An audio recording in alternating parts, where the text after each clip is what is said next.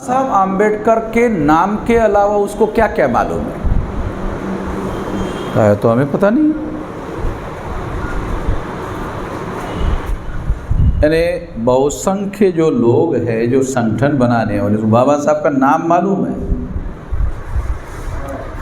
बाबा साहब ने किस मकसद के लिए काम किया, किस विचारधारा के लिए काम किया, कौन सा उनका कार्यक्रम है, कितना काम वो कर चुके हैं, कितना अधूरा रह गया है, कहाँ से काम उन्होंने छोड़ा है, वहाँ से काम को आगे ले जाना है या शुरू से शुरू करना है, पता ही नहीं है किसी को।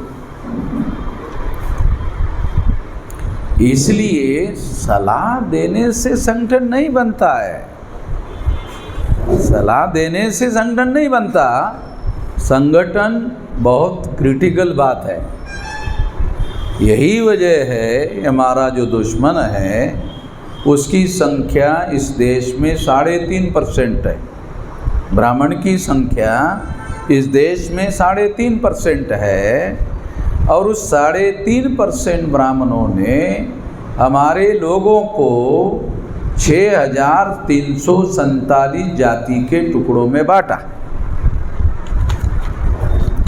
3,743 जातियाँ तो पिछड़े वर्ग की है और टोटल जो है ये 1803 जातियाँ शेड्यूल कास्ट की हैं। अकेले शेड्यूल कास्ट की 1803 है। 801 जातियाँ जो है वो शेड्यूल का ट्राइब की हैं। ये तीनों मिलाकर 6,347 जाति के टुकड़े हैं। ये ब्राह्मणों ने हमारे लोगों को इतने जाति के टुकड़ों में बांटा। तो ये बांटने वाले धर्म का नाम क्या है? ब्राह्मण धर्म। ये बांटने वाले, हम लोगों को बांटने वाले धर्म का नाम क्या है? ब्राह्मण धर्म। वो ब्राह्मण आज के तारीख में ब्राह्मण धर्म के नाम से प्रचार कर रहा है कि हिंदू धर्म के नाम से कर रहा है? तो सवाल खड़ा होता है कि जो ब्राह्मण है उसका मौलिक धर्म ब्राह्मण धर्म है, वो हिंदू धर्म के नाम से क्यों प्रचार कर रहा है? कहीं हमारे दिमाग में कभी सवाल पैदा हुआ? सवाल पैदा होना चाहिए ना कि जिसका मौलिक धर्म जो है बुनियादी रूप से ब्राह्मण धर्म है, अगर ये ब्राह्मण धर्म है तो ये हिंदू धर्म के नाम पर क्यों प्रचार कर रहा है?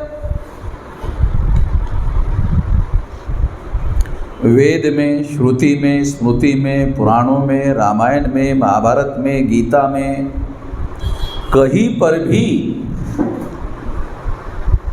जो बात मैं आपको बता रहा हूँ, कहीं पर भी आपको हिंदू शब्द दिखाई देता है? किसी को पता? दोबारा बताता हूँ, क्योंकि हमारे लोगों को क्या है, कुछ पता नहीं है। मतलब ग्रेजुएट को भी पता नहीं है, पोस्ट ग्रेजुएट को भी पता नहीं है, क्योंकि ये पढ़ाया ही नहीं जाता, तो पता कहाँ से होगा? जो मैं बता रहा हूँ वो किसी स्कूल में पढ़ाया ही नहीं जाता, वो किसी स्कूल का सिलेबस ही नहीं है। सिलेबस का कानून है, सिलेबस से बाहर कोई टीचर पढ़ा नहीं सकता। अगर सिलेबस के बाहर जाकर पढ़ाया और किसी स्टूडेंट ने अपने बाप को जाकर बताया कि पिताजी वो मास्टर साहब ऐसा बोल रहे थे, अच्छा ऐसा बोल रहे थे, मैं पूछता, तो मास्टर को पूछता है, अगर कंप्लेंट हो गया तो उसकी नौकरी चली जाएगी। क्यों? सिलेबस के बाहर पढ़ाने का कानून है, पढ़ा नहीं सकता। कितने लोगों को पता है कि सिलेबस के बाहर नहीं पढ़ा सकता? सिलेबस का मतलब क्या है? ये टीचर्स के लिए बंधन कारक है कि वो सिलेबस के अधीन रहकर ही पढ़ाने का काम करे। तो जो बात मैं बता रहा हूं वो तो सिलेबस में है ही नहीं। ब्राह्मणों की संख्या 3.5% है, किसी सिलेबस ने बताया? कोई बताता? कोई नहीं बताता। ये 3.5% लोग हैं, ज़्यादा नहीं है। और ये 3.5% जो लोग हैं ये 3.5% लोग ही अपने आप को गौरव महसूस करते थे और उनका ही संगठन बनाते थे। आप लोगों ने देखा होगा ब्राह्मण महासभा, ब्राह्मणों के नाम पर संगठन बने हुए हैं ब्राह्मणों के, ब्राह्मण महासभा। फिर ऐसा कौन सा परिवर्तन हो गया जिसकी वजह से ब्राह्मणों को हिंदू के नाम पर लोगों को इकट्ठा करना पड़ा? क्या आप लोगों को ये जानकारी है कि हिंदू शब्द ब्राह्मणों के किसी भी धर्म ग्रंथ में ना है, तो ये आया कहाँ से है? ये भी हमारे लोगों को पता नहीं कि ये हिंदू अगर शब्द ब्राह्मणों के किसी धर्म ग्रंथ में नहीं है तो फिर आया कहाँ से? तो आया, मुसलमान जब भारत में आए, यहाँ के नहीं थे, वो आए तो आने वाले जो मुस्लिम लोग थे वो स का उच्चारण नहीं कर पाते थे, स का उच्चारण ह करते थे। तो सिंधु का उच्चारण ह हिंदू कर दिया। तो इसका मतलब ये है कि जो मुसलमान आक्रांता लोग हैं, ऐसा ब्राह्मण हमको बताते कि मुसलमान आक्रांता लोग हैं, वो भारत में आए, आक्रमण किया, उन्होंने यहाँ के प्रजा को पराजित किया। वो पराजित किए हुए लोगों को आक्रांता मुसलमानों ने हिंदू कहा। ऐसा आरएसएस के लोग बताते हैं, ऐसा जो ब्राह्मणों के लोग हैं, प्रचारक हैं, विश्व हिंदू परिषद के लोग हैं, ये लोग बताते हैं। अगर ये नाम, हिंदू नाम मुसलमानों के द्वारा दिया हुआ है, आक्रांता के द्वारा दिया हुआ है, तो ब्राह्मण अपने को हिंदू नहीं कहते हैं, मगर सारे एससी एसटी ओबीसी को हिंदू कहते हैं। अबे ये पता है क्या? ब्राह्मण अपने को ब्राह्मण ही कहता है, मगर सारे एससी एसटी ओबीसी को हिंदू कहता है ये पता? ये भी पता नहीं है। ब्राह्मण कभी भी अपने को हिंदू नहीं कहता है, हिंदू नहीं मानता है। आप बोलेंगे इसका क्या सबूत है? आपको सबूत देता हूँ। बगैर सबूत के मैं कोई बोलता नहीं हूँ। एक बात और आपको बताता हूँ, भारत में मैं एकमात्र ऐसा आदमी हूँ बगैर सबूतों के कोई बोलता ही नहीं हूँ। इसलिए दुनिया भर के लोगों पर ब्राह्मण लोग जो हैं पुलिस में कंप्लेंट करते रहे, मेरे खिलाफ में कोई ब्राह्मण आज तक कंप्लेंट नहीं कर पाया। अभी इधर आया था तो मुझे अभी खबर आई कि यहाँ कुछ इलाके में, आपके ही इलाके में एफआईआर कर दिया। उनको मालूम है, तो मेरे खिलाफ नहीं कर सकता। क्यों? फिर तो मैं सबूत लेकर जाऊंगा ना। तो वो मेरे से पंगा लेने का काम नहीं करते। जो जानकार लोग नहीं हैं उन लोगों के साथ ऐसी बातें करते रहते हैं। तो मेरा कहना क्या है कि अगर मुसलमान को आप लोग आक्रांता कहते हैं, उन्होंने आपको हिंदू नाम दिया है, तो उनका एक बड़ा नेता हुआ है गुजरात का, उसका नाम है दयानंद सरस्वती। सुना आप लोगों ने? दयानंद सरस्वती का नाम तो सुना होगा। दयानंद सरस्वती ने कहा हिंदू मुसलमानों के द्वारा दी हुई गाली है।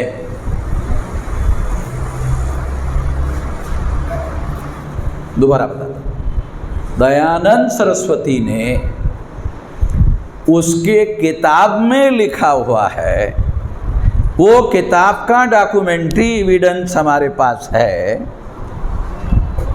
और वो कहता है हिंदू मुसलमानों की दी हुई गाली है। अब सवाल है कि अगर हिंदू मुसलमानों की दी हुई गाली है तो ब्राह्मण एससी एसटी ओबीसी को हिंदू क्यों कहता है? हिंदू कहकर गाली क्यों देता है? सवाल है। हमारे लोगों के सामने सवाल पैदा नहीं होता, हमारे लोगों के दिमाग में सवाल नहीं आता। सवाल आना चाहिए, ये ब्राह्मण फिर हम लोगों को हिंदू क्यों कहता है? मैंने वीडियो बनाया और कहा अरे ये तो मुसलमानों की दी हुई गाली है, तुम्हारा दयानंद सरस्वती कह रहा है, और कह रहा है तो तुम लोग आरएसएस के लोग, भाजपा के लोग, विश्व हिंदू परिषद के लोग हमें गाली क्यों दे रहे हो? हैं? हमें गाली क्यों दे रहे हो? तो मेरी वजह से दोबारा रिपीट करके बता रहा, मेरी वजह से ब्राह्मणों ने हिंदू कहना बंद कर दिया और नया शब्द लाया। उस शब्द का नाम है सनातन। है? आप लोग आजकल अखबारों में, टीवी में एक नया शब्द सुन रहे होंगे, आपको पता ही नहीं होगा कि ये का एक साला हिंदू छोड़ करके सनातन कैसे आ गया। तो मैंने लाया। अगर मैंने ये नहीं वीडियो बना के, मेरे पास रिकॉर्ड है सारा, अगर मैंने ये नहीं कहा होता कि आप लोग हमें हिंदू के नाम पर गाली क्यों दे रहे हो, अगर मैंने ऐसे नहीं कहा होता तो वो यही चालू रखते। अब उसकी वजह से उन्होंने सनातन शब्द लाया। कल परसों मोदी ने भी सनातन शब्द का यूज किया है, वही कर रहे सारे के सारे लोग, सनातन शब्द। अब दूसरा मैंने सवाल उठाया, जब सनातन शब्द लाया तो मैंने सवाल उठाया कि सनातन शब्द तुम्हारे वेद, श्रुति, स्मृति, पुराण, रामायण, महाभारत, गीता में है क्या? है ही नहीं। तो मैं जानता हूं कहाँ है। बुद्ध ने प्रवचन दिया, उस प्रवचन का नाम है एस धम्मो सनातनो, यह धर्म सनातन है?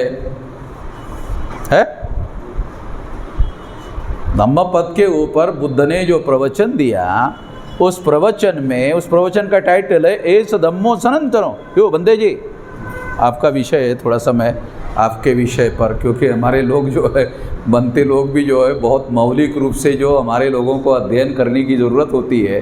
गाथा में कहा, तो यही गाथा में यही फंडामेंटल बोल रहा हूँ मैं कि एस धम्मो सनातनो, ये धर्म सनातन है। इसका अर्थ ये है कि जो ब्राह्मण लोग हैं उन्होंने सनातन शब्द बुद्ध से चुराया। तो मैंने फिर सवाल खड़ा किया, अरे तुम्हारा ओरिजिनल क्या है? ये तो चुराया हुआ है, ये तो सनातन तुमने यहाँ से चुराया। तुम्हारा ओरिजिनल क्या है? तुम्हारा ओरिजिनल नहीं है क्या? नहीं है तो मैं बताता हूं तुम्हारा ओरिजिनल क्या है। तो तुम्हारा ओरिजिनल ब्राह्मण धर्म है। तुम्हें ब्राह्मण धर्म बोलने के लिए शर्म लगती है क्या? तो शर्म लगती है तो मैं तुम्हारे धर्म का प्रचारक बनने के लिए और प्रचार करने के लिए तैयार हूं। तुम्हारे धर्म का, ब्राह्मण धर्म के नाम पर प्रचार करने के लिए तैयार हूं कि तुम्हारे धर्म का नाम ब्राह्मण धर्म है और उसका प्रचार करने के लिए मैं तैयार हूं। ब्राह्मणों को मालूम है इससे हम संकट में फंस जाएंगे। वो कैसे? जब ब्राह्मण धर्म के नाम पर प्रचार करेंगे तो SC ST OBC के लोग कहेंगे तुम्हारा धर्म है, तुम देख लो, हमें क्या लेना देना है। तो इससे क्या होगा? ब्राह्मणों की संख्या सेग्रीगेट हो जाएगी 3.5%। अगर ब्राह्मण लोग सेग्रीगेट होकर 3.5% हो गए और उन्होंने ग्राम पंचायत में ब्राह्मण के नाम पर चुनाव लड़ा, ग्राम पंचायत का सदस्य चुनवा सकते हैं 3.5% वोटों से? अबे चुनवा सकते हैं? 3.5 वोटों से ग्राम पंचायत का सरपंच भी वो नहीं चुनवा सकते। जब ग्राम पंचायत का पंच नहीं चुनवा सकते तो सरपंच बनाने का सवाल नहीं है। जब सरपंच बनाने का सवाल नहीं है तो देश की पंचायत का प्रधानमंत्री कैसे बना रहे हैं? है ना सवाल? इसके बारे में हम कभी सोचते नहीं हैं। मैं लोग, हमारे अनपढ़ों को, गवारों को, जो पढ़े लिखे लोग हैं, पढ़े लिखे लोग नहीं हैं, मैं उनको नहीं कहता हूँ कि आपको सोचना चाहिए, विचार करना चाहिए। मैं पढ़े लिखे लोग जो SC ST OBC के लोग हैं उन लोगों को कहता हूँ कि आपको विचार करना चाहिए। अगर आपको हमारे महापुरुषों का, बहुत प्राचीन महापुरुष छोड़ दीजिए, बुद्ध का, इधर ज्योतिराव फुले है, साहू महाराज है, बाबा साहब अम्बेडकर है, ये बहुत प्राचीन नहीं है, ये अर्वाचीन है, ये बहुत ज़्यादा प्राचीन नहीं है, ये बहुत ज़्यादा हुआ 100-150 साल का इतिहास है, ज़्यादा लंबा इतिहास नहीं है। 1848 को ज्योतिराव फुले ने अपना काम शुरू किया, 1948 को 100 साल हो गए और 2048 को 200 साल हो जाएंगे। तो हमारे देश का इतिहास बहुत पुराना है। आप अभी क्या लिखते हो आप? 2024 है, 2024, ये तो ईस्वी सन है। ईस्वी सन का क्या मतलब है? ईसा का जन्म होने के तारीख से जो गिनती है उसको ईस्वी सन बोलते हैं। कितने लोगों को पता है ये कि ईसा के जन्म के तारीख से जो गिनती होती है उसको ईस्वी सन बोलते हैं। मगर हमारे देश का इतिहास तो ईसा पूर्व है, ये भी तो मालूम होना चाहिए ना। ईसा पूर्व का भी इतिहास है, अशोक का इतिहास ईसा पूर्व का है, बुद्ध का इतिहास ईसा पूर्व का है, मौर्य का इतिहास बुद्ध पूर्व का है, जो हमारी सिंधु घाटी सभ्यता है वो ईसा पूर्व का है। हम लोग पढ़ते लिखते रहते हैं मगर बहुत सारी बातें सही तरीके से जानकारी नहीं रखते हैं। ये जानकारी रखना बहुत ज़रूरी है, इसलिए ये जानकारी होने से आपको पता चलता है।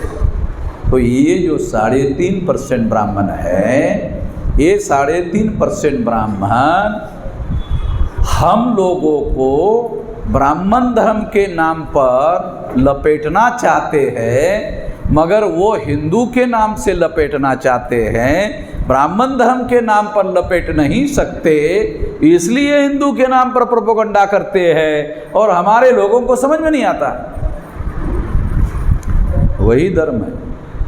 मैं रेलवे में ट्रैवलिंग कर रहा था, दिल्ली में ट्रैवलिंग करता हूँ, एक जगह से दूसरे जगह डेली ट्रैवलिंग करता हूँ। तो जिस कंपार्टमेंट में बैठा था उस कंपार्टमेंट में एक पंडित जी था, और आपको पता ही है कि कंपार्टमेंट में 6 लोग बैठते हैं 6 लोग।